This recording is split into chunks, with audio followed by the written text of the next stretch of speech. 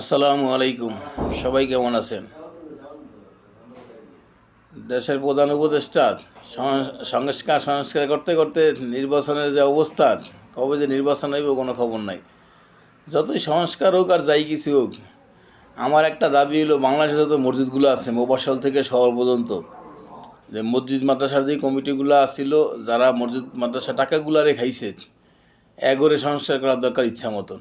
এগরে দুইটা পুরো আলটিমেটাম দেওয়া দরকার। যেটিয়ে যেটিয়ে মসজিদ কমিটি ছিল, মসজিদের টাকাগুলো যারা খাইছে সব টাকাগুলোরে উদ্ধার করতে হইব।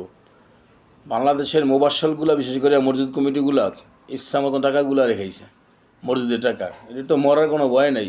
এদের কথা হইলো যে খালি যে টাকা দে আর খাই।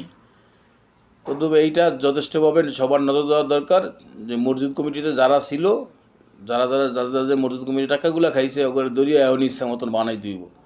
এই সুযোগ বানান নিয়া, এই সুযোগ আর পরে হওয়া যাবো না। তো মসজিদ কমিটিতে যারা টাকা চুরি করছে ওকে তো দুনিয়াও শেষ, আখিরা তো শেষ। দুনিয়াতে দরিয়া করে বানাই দিব, ঠিক আছে? যার যার এলাকার এই ঘটনা ঘটছে সবাই এখন ঐক্যবদ্ধ হইয়া ওদেরকে ইচ্ছা মতন দরিয়া যে টাকা দে, মসজিদে টাকা খাইছে, ইমান আমান আছে কিচ্ছু নাই। তো মসজিদ কমিটির টাকা যারা খাইছে ওগুলো এখনই বানান, আর এখনই বানানোর সময়।